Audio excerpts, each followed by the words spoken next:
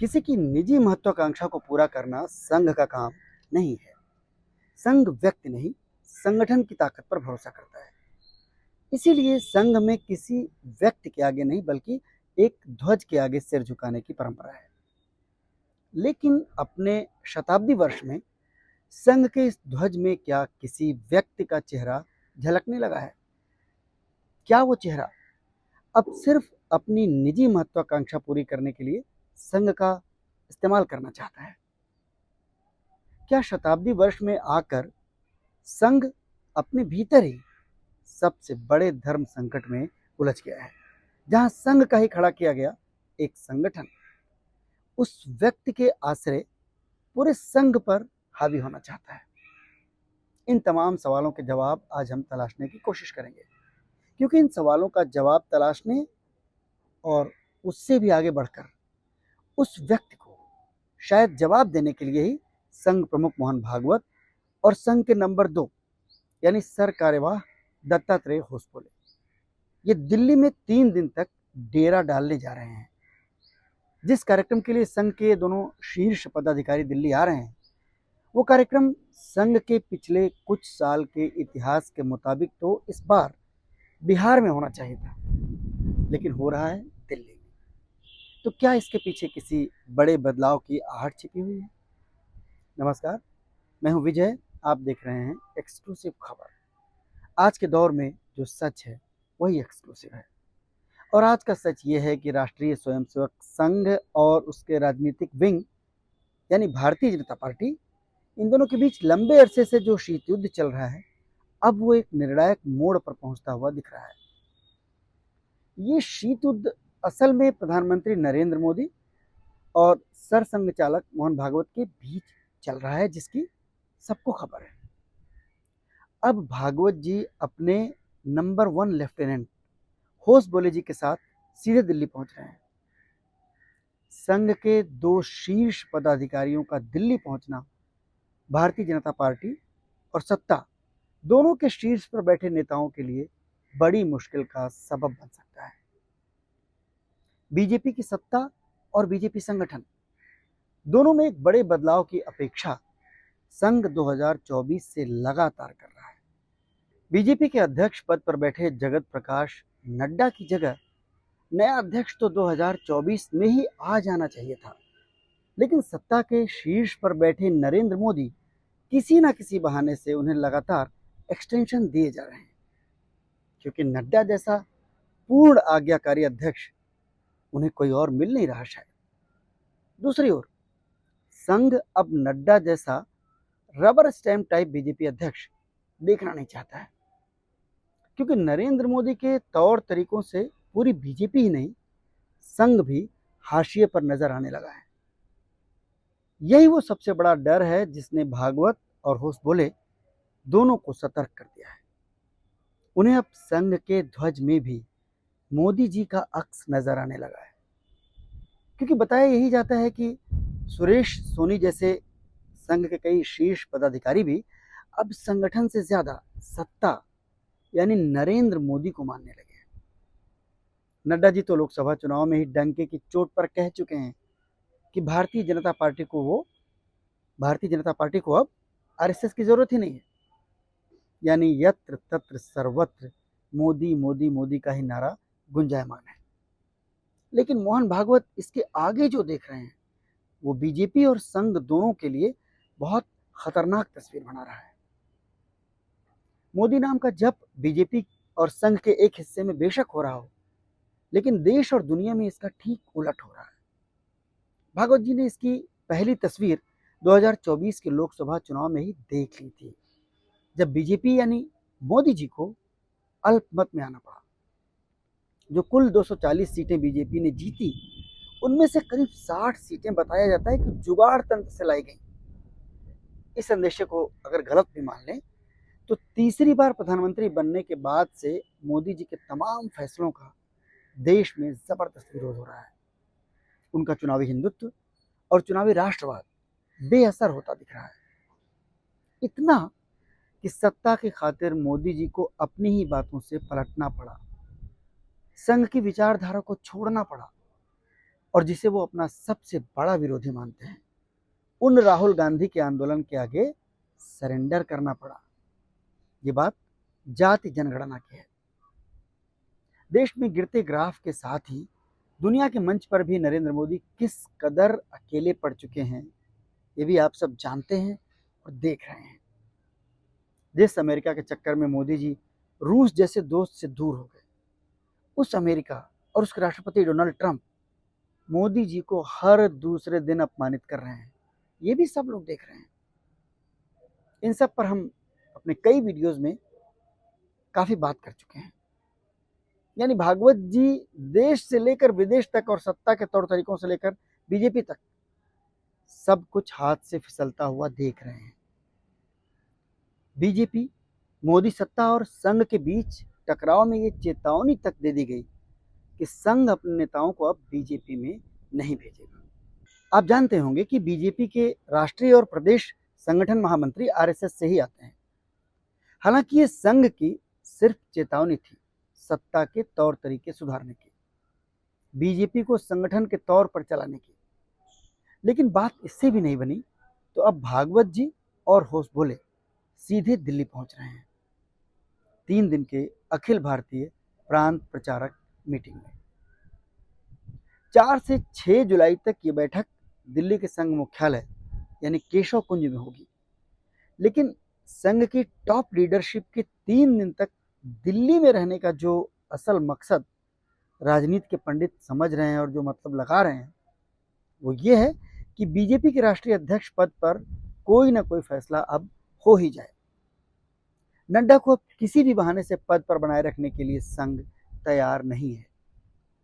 इससे भी आगे का अंदेशा ये है कि संघ अब प्रधानमंत्री मोदी को भी सत्ता में और ज्यादा वक्त देने के मूड में नहीं है। इस अंदेशे की एक बड़ी वजह तो यही है कि प्रांत प्रचारकों की मीटिंग दिल्ली में हो रही है। पिछले 3 साल का रिकॉर्ड देख लीजिए। संघ के अखिल भारतीय प्रांत प्रचारकों की मीटिंग होने का समय तो यही रहता है जो अभी चल रहा है, लेकिन आमतौर पर जगह कोई और चुनी जाती है, कोई चुनावी राज्य चुना जाता है। पिछले साल ये झारखंड के रांची में हुई थी बैठक, जहां 3 महीने बाद चुनाव थे। उसके पिछले साल यानी 2023 में ये बैठक नागपुर में हुई। लेकिन बड़ी वजह महाराष्ट्र चुनाव थे। थोड़ा एडवांस में इसलिए हुआ क्योंकि 2024 में झारखंड को भी कवर करना था और 2022 में तो संघ को मोदी जी के गढ़ गुजरात के अहमदाबाद जाना पड़ गया था, क्योंकि 2017 में वहां बीजेपी हारते हारते बची थी। इस लिहाज से 2025 के लिए सबसे मुफीद ठिकाना बिहार या फिर पश्चिम बंगाल हो सकता था। लेकिन राज्यों की सत्ता से पहले एक धर्म संकट दिल्ली में शायद अपने ही प्रचारक रहे प्रधानमंत्री नरेंद्र मोदी ने खड़ा कर दिया है। इस धर्म संकट की चपेट में सिर्फ बीजेपी नहीं बल्कि पूरा संघ आ सकता है। इसीलिए अंदाजा लगाया जा रहा है कि भागवत जी अब सबसे पहले बीजेपी के राष्ट्रीय अध्यक्ष पर फैसला करना चाहते हैं। उसके बाद मोदी जी का नंबर भी आ सकता है। बीजेपी के अध्यक्ष पद का पेच कहां फंसा हुआ है, इस पर भी हम पहले बात कर चुके हैं। कल हमने आपको बताया था कि शिवराज सिंह पुरजोर कोशिश कर रहे हैं अध्यक्ष पद पर काबिज होने के लिए। संघ की ओर से भी 2 नाम चर्चा में आ चुके हैं, संजय जोशी और वसुंधरा राजे, जिस पर मोदी और अमित शाह राजी नहीं हो रहे हैं। इन दोनों यानी मोदी और शाह की ओर से भी भूपेंद्र यादव, धर्मेंद्र प्रधान और मनोहर लाल खट्टर का नाम दिए जाने की चर्चा है। लेकिन जैसा हम पहले ही बता चुके हैं कि मोहन भागवत किसी भी कीमत पर नड्डा जैसा रबर स्टैंप बीजेपी अध्यक्ष हरगिज नहीं चाहते। अब दिल्ली में 3 दिन के इस प्रवास में शायद संघ अध्यक्ष पद का मामला एक किनारे लगा दे।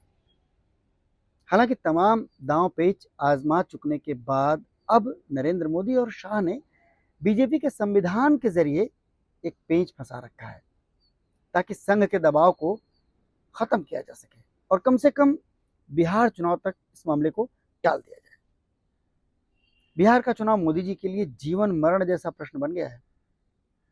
चुनाव बाद अगर बिहार में बीजेपी का मुख्यमंत्री बन जाता है तो भागवत जी की भविष्य को लेकर के आशंका सच साबित हो सकती है।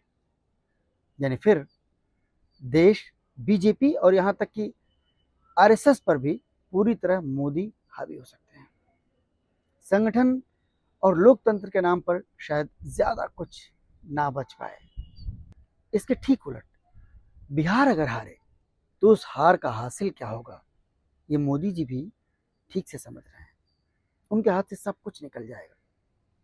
देश और विदेश में ग्राफ पहले ही गिर चुका है।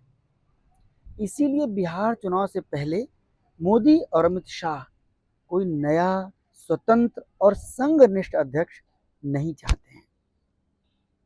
ऐसे में अब दुहाई बीजेपी के संविधान की दी जा रही है, जिसके मुताबिक राष्ट्रीय अध्यक्ष चुने जाने से पहले कम से कम 19 राज्यों के अध्यक्ष चुने जाने जरूरी हैं। फिलहाल बीजेपी के 14 राज्यों में ही प्रदेश अध्यक्ष चुने जा सके हैं। यानी सारे राज्य ना सही तो कम से कम 5 राज्यों में अध्यक्ष चुनने के बाद ही राष्ट्रीय अध्यक्ष की बारी आनी चाहिए। ये दलील दी जा रही है, ये संविधान, पार्टी के संविधान का हवाला देकर के ये दलील दी जा रही है कि 19 राज्यों का अध्यक्ष चुने बगैर राष्ट्रीय अध्यक्ष कैसे चुने। हैरानी की बात यह है कि बीजेपी की प्रचंड और लंबी सत्ता वाले राज्यों गुजरात, मध्य प्रदेश, उत्तर प्रदेश, महाराष्ट्र में भी अब तक बीजेपी अध्यक्ष नहीं चुना जा सका है। बंगाल, जहां बीजेपी सरकार बनाने का ख्वाब देख रही है, वहां भी अब तक प्रदेश अध्यक्ष नहीं चुन पा रही है। लेकिन इन सब से भी ज्यादा हैरानी की बात आपको ये लगनी चाहिए कि नरेंद्र मोदी और अमित शाह जो चुटकियों में पर्ची के जरिए राज्यों के मुख्यमंत्री तय कर देते हैं, एक झटके में बड़े बड़े फैसले कर लेते हैं, चाहे लोग कितना भी विरोध करें। और तो और दूसरे दलों के नेताओं को भी विदेश भेजने के लिए अपनी मर्जी से चुन लेते हैं। वो मोदी जी और वो अमित शाह अपनी पार्टी के प्रदेश अध्यक्ष नहीं चुन पा रहे हैं। इसके पीछे की असल मंशा भागवत जी भी समझ रहे हैं। इसीलिए दिल्ली में दरबार सजाने की एक बड़ी वजह बीजेपी के अध्यक्ष का फैसला करना माना जा रहा है। वैसे संघ के तेवर को भांपते हुए प्रधानमंत्री मोदी ने पहले ही एक बढ़िया इंतजाम कर लिया है। जिस वक्त भागवत जी और होसबोले समेत संघ के तमाम शीर्ष पदाधिकारी दिल्ली में डेरा डालेंगे, मोदी जी उससे पहले ही दिल्ली तो क्या, देश से भी बाहर जा चुके होंगे। 2 जुलाई से मोदी जी 5 देशों के दौरे पर निकल जाएंगे। इस दौरे में ब्रिक्स समिट में शामिल होने का कार्यक्रम भी शामिल है। इसके बाद मोदी जी सीधे 10 जुलाई को वापस भारत लौटेंगे। यानी भागवत जी और संघ के साथ दिल्ली में सीधी चर्चा से बच निकलने का इंतजाम मोदी जी पहले से कर चुके हैं। वैसे मोदी जी अपने इतने लंबे विदेश दौरे के साथ एक बहुत ही नाजुक वक्त में देश और अपने भक्तों का सामना करने से बचने का इंतजाम भी कर रखे हैं। देश के साथ एक बहुत बड़े धोखे का अंदेशा है और उस वक्त मोदी जी शायद देश में ना हो। देश की उस बहुत बड़ी मुश्किल का ये पूरा मामला हम आपको जल्द ही एक वीडियो में विस्तार से बताएंगे। फिलहाल तो आप मोदी जी की असल मुश्किल को ही समझिए, क्योंकि बीजेपी अध्यक्ष पद के बाद मोहन भागवत के लिस्ट में अगला नंबर प्रधानमंत्री पद का ही है। नरेंद्र मोदी को लेकर भी संघ अब ज्यादा ढील नहीं देना चाहता है, जबकि मोदी जी की एक महत्वाकांक्षा अभी बाकी है। भारतीय राजनीति का सबसे बड़ा रिकॉर्ड बनाने की महत्वाकांक्षा, लगातार 4 बार प्रधानमंत्री बनने का रिकॉर्ड। 2024 में बैसाखियों के सहारे ही सही, लगातार तीसरी बार प्रधानमंत्री बनकर मोदी जी ने देश के पहले प्रधानमंत्री पंडित जवाहरलाल नेहरू की बराबरी जरूर कर ली है। गिरते पड़ते ही सही, लेकिन वो उनकी टक्कर में आ गए। अब लोकतंत्र के हर स्तंभ को जिस तरह मोदी जी ने अपने पंजों में जकड़ रखा है, उसके जरिए वो 2029 में भी खुद को प्रधानमंत्री पद की शपथ लेते हुए अपने ख्यालों में देखा करते हैं। लेकिन उनकी इस महत्वाकांक्षा की राह का रोड़ा कोई विरोधी पार्टी या राहुल गांधी जैसा कोई नेता नहीं, बल्कि आरएसएस और उसके मुखिया मोहन भागवत ही बन रहे हैं। नरेंद्र मोदी ने बतौर प्रधानमंत्री आरएसएस का हिंदुत्व का एजेंडा तो आगे बढ़ाया, लेकिन उन्होंने खुद को संगठन से भी बड़ा बना लिया। संघ को ये समझ में आ गया कि अपनी मनमानी कार्यशैली और खुद को नॉन बायोलॉजिकल तक बता देने की उनकी जो सोच है, उससे देश में उनकी छवि बहुत धूमिल हो चुकी है। विश्व गुरु का उनका स्वघोषित डंका पूरी दुनिया में उनकी छवि खराब कर चुका है। वो अकेले पड़ चुके हैं। उम्र और एनर्जी के लिहाज से भी सक्रिय राजनीति में मोदी का वक्त अब पूरा मान रहा है आरएसएस। संघ की सोच का पूरा एहसास मोदी जी को भी है और अमित शाह को भी। लेकिन क्या नरेंद्र मोदी के बाद अमित शाह को मौका मिल पाएगा, या फिर योगी आदित्यनाथ या हिमंता विश्व शर्मा, या इन सब दावेदारों से अलग भागवत जी ने सत्ता चलाने के लिए कोई और चेहरा चुन लिया है? इन सारे जवाबों का संकेत प्रांत प्रचारकों की दिल्ली में होने वाली मीटिंग में सरसंघ चालक दे सकते हैं। हमें जो संकेत मिल रहे हैं उसे हम आपके लिए जल्द ही लेकर के आएंगे। तब तक हमें दीजिए इजाजत। हमें इंतजार रहेगा आपकी टिप्पणियों का। बहुत बहुत धन्यवाद।